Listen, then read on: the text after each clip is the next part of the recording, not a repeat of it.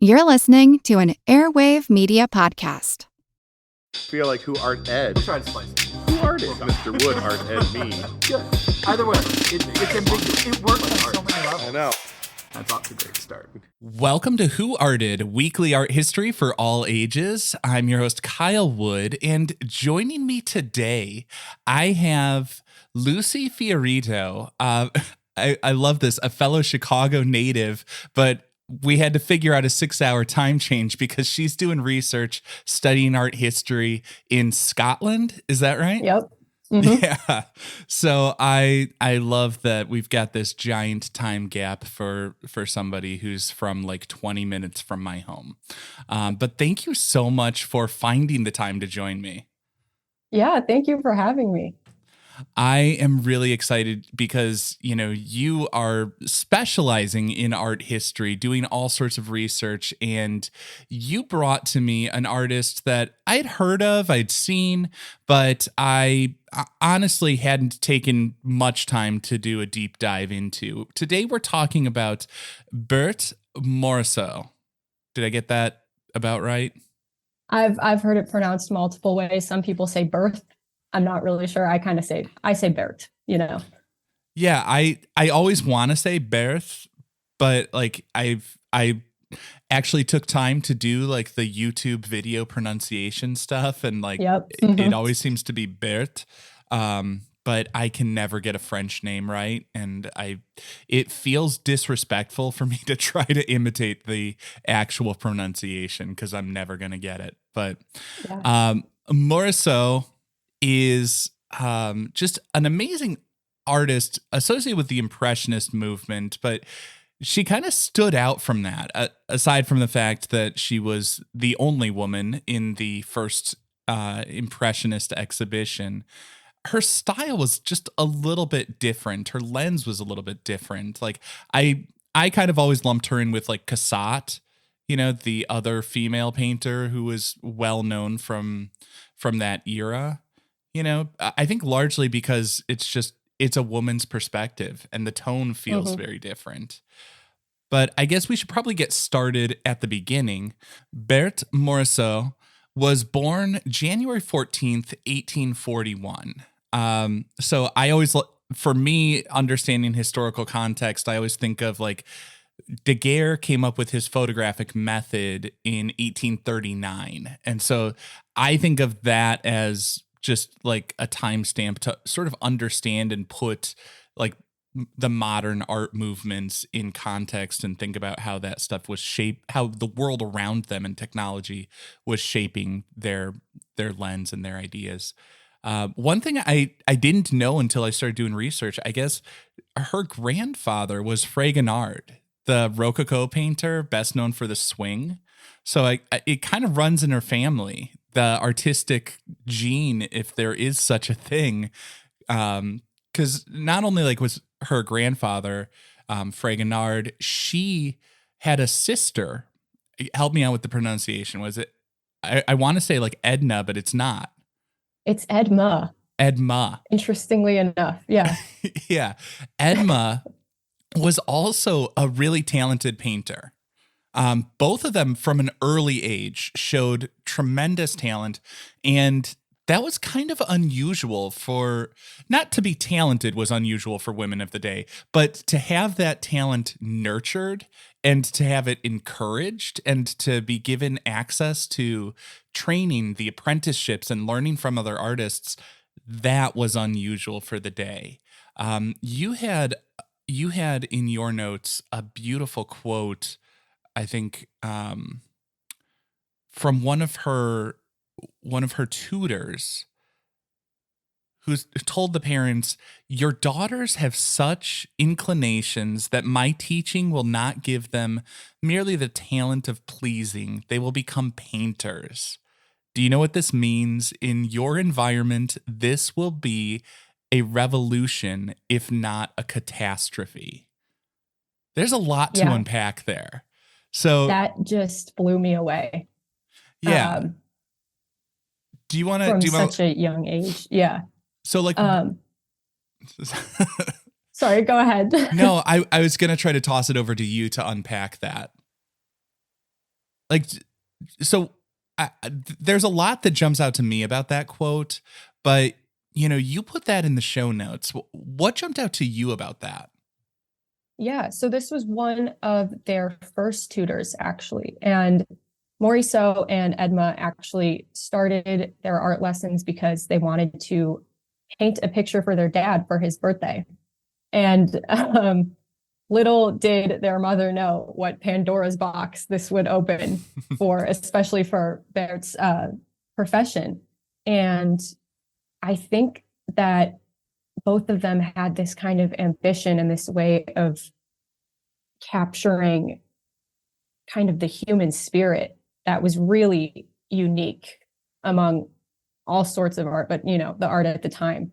And just the last part of that quote, it will be a revolution or a catastrophe. It's a little bit ominous, I think, for the career that Berthe had, because clearly it was a revolution, and her style of painting was different than some of the other Impressionists. But in the case of her sister, she did not continue art after she got married. And that's what the Cradle is kind of all about, that painting that we're looking at today. That is a picture of her sister. Yeah, I think it's really interesting to think of, he's basically saying, they're not just making something that looks nice and is decorative. They're true artists. And to have women as quote unquote true artists in this society was just kind of unheard of. Again, foreshadowing that there would be some backlash to that. And as you've alluded to, both Berthe and Edma were successful painters early on. Before they got married, both of them exhibited in the Paris Salon, which again is kind of unusual for someone associated with the Impressionist movement. Usually when I've talked about Impressionists, it was talking about how they were all rejected by the Salon. They, their style just didn't fit in. But Berthe, she got that traditional painting experience. She was learning from a number of accomplished artists along the way as she's getting that training. She gets a bit of a reputation, and I think it was like the mid 1860s she started exhibiting at the Paris Salon up until 1874, when we had that famous first exhibition of the Impressionists. They weren't calling it that at the time, obviously, because the name Impressionism, it would come from a critic just ripping apart the show, saying, these aren't real paintings, these aren't finished works, they're merely impressions and stuff like that. But at that time, she cast herself in with that circle of Monet and Renoir, and she basically swore off the Paris salons. If I read correctly, she just said she's not going to be a part of that group in that society anymore. She was joining the Société Anonyme des Painters, Sculptors, and what was it, printmakers or something like that. It was it was a really long. Paintings were beautiful, but their branding was terrible. Yeah, it was monumental for her to get accepted, regardless of her gender. But the fact that, she didn't go to these schools that kind of trained male artists to, work on a way to get accepted into the salon. She had to kind of do it not on her own, because she had, I think Corot was one of her tutors. So clearly she was in good hands with that sense. But I think the fact she didn't receive that kind of formal training was, it just really shows how successful she was even before, debuting with the Impressionists. Yeah, she basically worked her way up through the studios, apprenticing and learning from other artists and accomplished artists, no less. I mean, like you said, Corot, but she didn't have the stamp of approval from Beaux-Arts. She didn't have the, whatever their equivalent of an MFA was. I don't know if they were doing that back then, but she didn't have the academy training. She learned it in the studios from other artists. And most people who rose to that level of making it into the Paris Salon kind of had both. You know, most like they would go to art school, but also simultaneously study privately under other artists and stuff like that. But Berthe and Edma, they both made it into the Paris Salon. And then 1869, Edma, she gets married, which, you know, both of them eventually got married. But Edma, when she got married, she basically did what a lot of women did in that time. She gave up her career and her ambitions in that aspect of her life, and she focused on the home, marriage, and her children and all of that. Whereas with Berthe, she married Monet, but not the one you're thinking of. She married Eugene Monet, the younger brother to the famous. What's interesting is he was an artist, but he was, I would say, more the amateur artist. You know, like he had some skill. I don't want to diminish him in any way, but she was the more successful painter. She was the more professional, more polished, more refined, more respected artist in that couple. And so Berthe was really sort of, like you said, in that very beginning, revolutionary. She was, you know, turning those gender roles on their head in that marriage. Yeah. And I think what was so interesting about having these two sisters who kind of grew up in the world around art and then seeing, you know, the way their lives kind of diverged from each other, it really does show how their husbands kind of treated their love of art. And a fun fact I learned was that Eugene Monet, Berthe's husband, was actually a stay-at-home husband. He decided to give up because I think he had a civil job somewhere, and he decided to stay at home once their daughter Julie was born to take care of her so that Berthe could continue with her art career. And I think even in today's standards, that's still kind of not the norm. So back then, I mean, that was huge. And it really did allow Morisot to continue and to rise to the level of acclaim that we see her at now. Yeah. And I think what's interesting is, you know, that last phrase you used, the level of acclaim we see her in now. While she's certainly respected and appreciated today, and her contributions are known, I think in some ways her relative stature in the Impressionist movement has diminished over time, because today artists like Monet are household names. You know, even I know how to pronounce Monet, but Morisot, I'm still struggling with. I've seen her work. I've known her work. I've seen it in the textbooks. And I believe I even had like a poster at my house way back in the day when I was growing up. But she's not as well known today as you know, your Renoirs and your Monets. But she was, at that time, she was outselling them. Oh, yeah. Critics actually pointed to the group exhibitions and said, Morisot's the only one in here who can paint.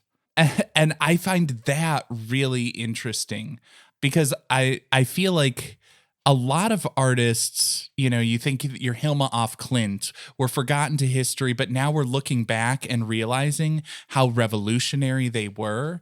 And it's kind of funny with Morisot. It was like they knew how revolutionary she was at the time, and now we're in a sense losing that.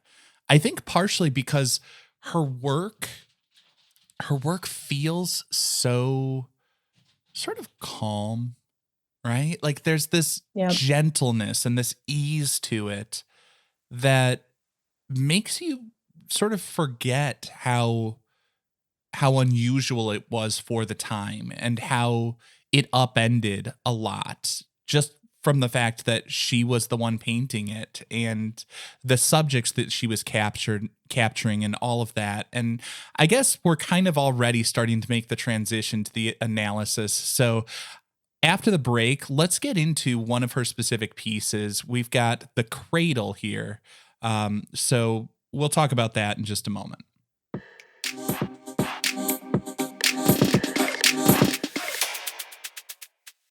So now we're back. I've got Lucy Ferrito. I almost said Frito. Sorry. I see you laughing. I'll take it. You know what? Lucy Fiorito. But we're talking about Berthe Morisot. Just a whole bunch of names I'm struggling with today. But the piece we're talking about, at least, has an easily Americanized name, The Cradle.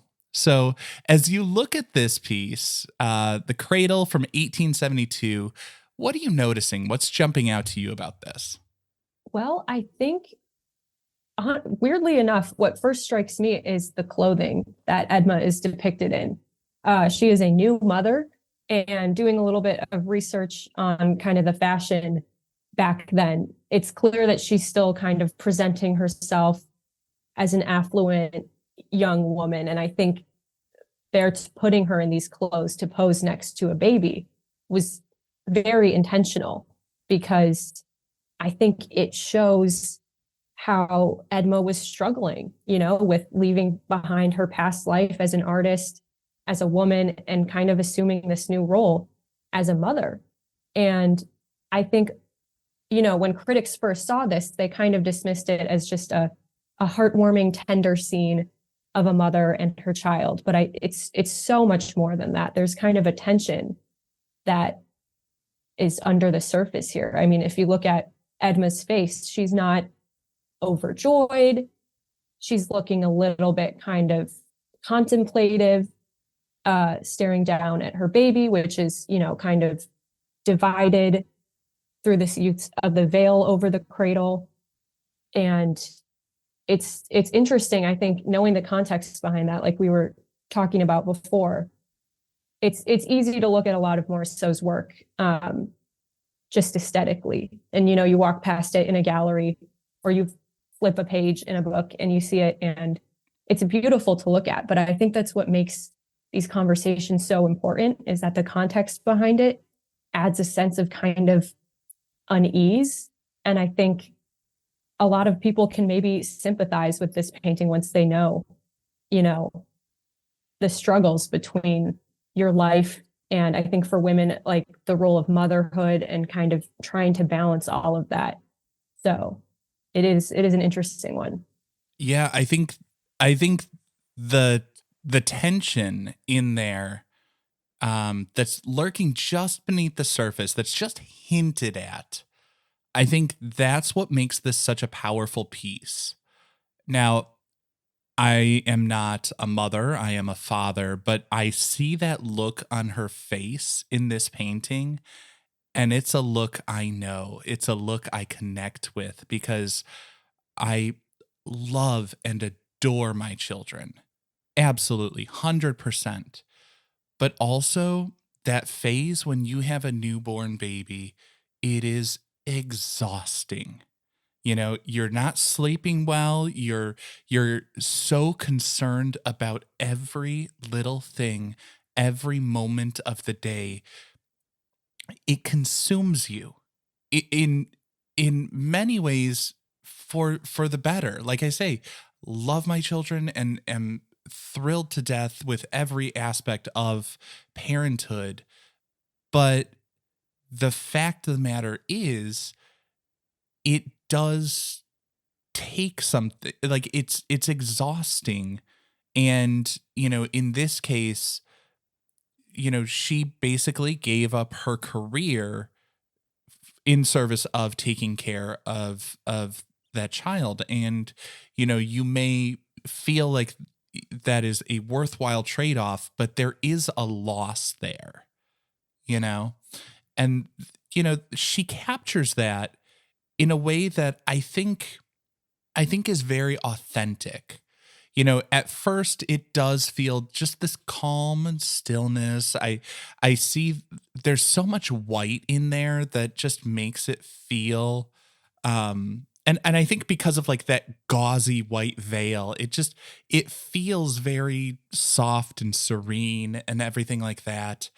But we still see it in the face, like you said. And I think the fact that she's alluding to it in this subtle way and not hammering it over your head is what makes it so powerful, is what makes it so relatable.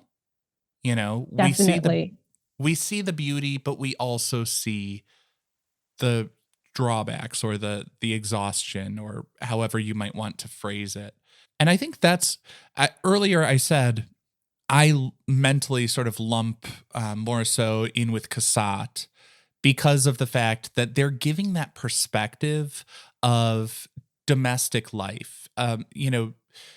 We've hinted at this and maybe even come right out and said it, but life for a man versus life for a woman was very, very different at that time. In the 19th century, the expectations, the roles that were occupied, what the world looked like on a day-to-day basis for a man versus a woman was just very different. And Morisot is giving us Morisot is giving us a glimpse into that world. Yeah, that's definitely a common motif in a lot of her works. And a lot of that was not necessarily by choice for her. Women weren't allowed to walk outside alone if they were unaccompanied, which, really kind of shaped what she was able to paint. So a lot of her scenes are interior. A lot of them deal with women, mothers, children, kind of all stages of life. But she really did enjoy painting outside.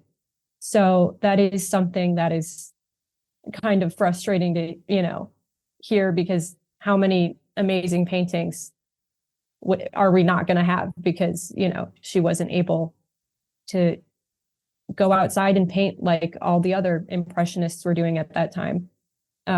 But I think, what she did with those interior scenes is still amazing. She was able to kind of take that setback and turn it into something beautiful.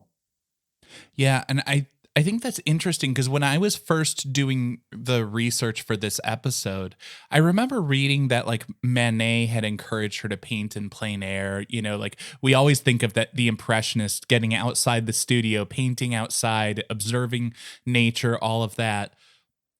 And when I read that she couldn't go outside without a male chaperone, that is so just like foreign to my way of thinking and interacting with the world, and all of the people in my life, like I would not they would not take that suggestion well.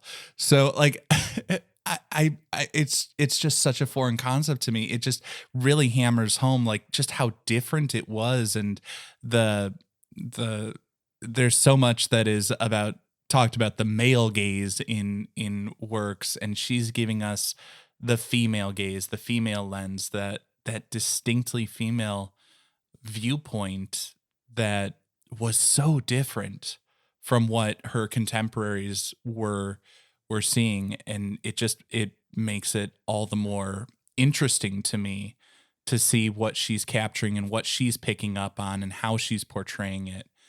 And to understand that's why it's so many interiors. Like that was something that I didn't realize. I didn't connect those dots until you pointed that out, which again gives me a whole new level of insight into this and others in her body of work. Yeah, well, researching, that was something I came across that also shocked me. So you're not alone in that. I mean, you're like, just the idea of me not being able to walk outside by myself today is just completely foreign. So the fact that this was a very real struggle for her, is just interesting, because it wasn't too long ago in the entirety of history and women in art. And I like what you brought up about the female gaze, because I think that is something that's being discussed a lot more, at least in my kind of circles today. And I think her work compared to maybe that of Manet, someone who she worked with, it's interesting to see how he depicts his female subjects versus how she does, and kind of how that is, for me, kind of the perfect example of how the male gaze and the female gaze are a little bit different. Yeah, I would agree. It's to me, to be really reductive about it, it feels like it's objectification versus empathy, you know? And I think we can all agree we all benefit from a little bit more empathy.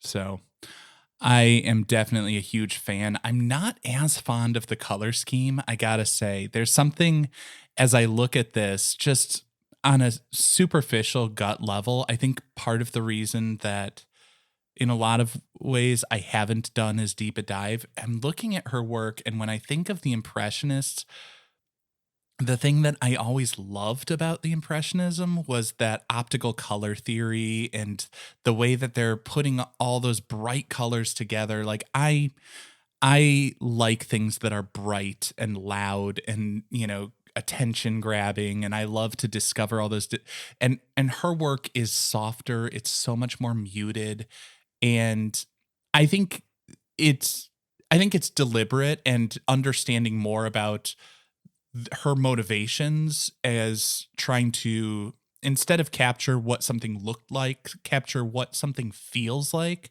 That subdued tone, that all makes sense. You know, this much more neutral palette, it works, especially in a piece like The Cradle, where we see it's not the exciting stuff, you know? Yeah, it's very not somber. a negative, but yeah, it's contemplative, you know? Yeah.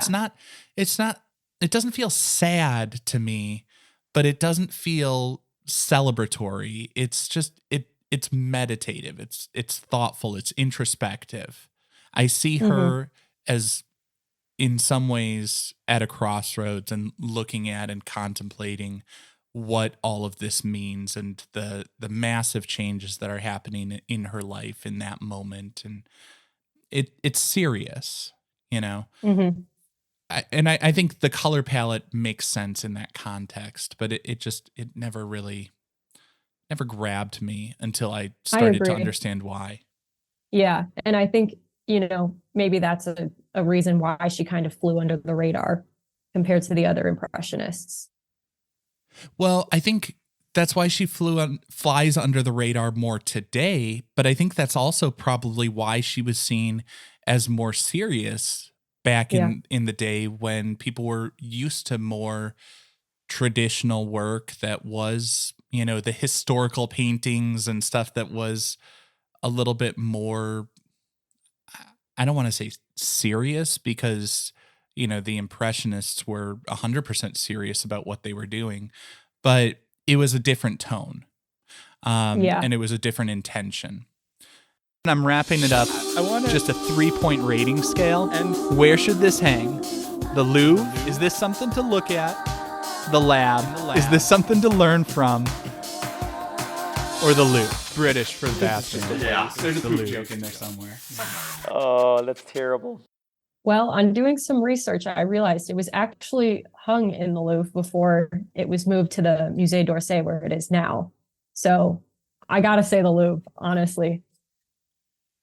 Yeah, it's kind of hard to disagree with that. I mean, it literally hung in the Louvre, so who am I to second guess that? Yeah, not gonna. Yeah, it is a beautiful piece. There's a lot to learn from. It's something that we can look at and get an insight into what somebody's day-to-day life was like. I mean, in art education, we always talk about, what does the art tell us about the society and the people that produced it, and what was going on historically and all of that. And this one sort of just ticks all the boxes for me. I can talk a lot about, you know, gender roles and family life, and, you know, what the experience was on the professional and personal level, and also at the end of the day, it's a beautiful piece. There's, little things like the mirroring of like the balance of like the white veil over the cradle and then the white behind her as well. So she's just like this small piece peeking out into that field of white. In some ways it's overwhelming her and eclipsing her. And I think there's probably some symbolism and stuff you could unpack from that. But totally. I think in this case, more so just like she hit everything just right. Yeah. From an art history lens, I completely agree with you. It has the history aspect, but it's also just a beautiful work to look at. And yeah, I think the use of kind of these juxtaposing light and dark contrasts, it really just is a great piece. Yeah. Well, thank you once again. I really appreciate your taking the time to teach me new insights about an artist that now I'm just a little bit ashamed that I didn't already know quite a bit about. Thank you once again, Lucy Fiorito. Yeah, thank you for having me. This concludes this week's episode of Who Arted, part of the Airwave Media Podcast Network. If you found this tolerable, please leave a rating or review on your favorite podcast app. You can find images of the work being discussed this week and every week on social media at Who Arted Podcast on Twitter, Instagram, and TikTok, and of course on the website whoartedpodcast.com. Podcast done.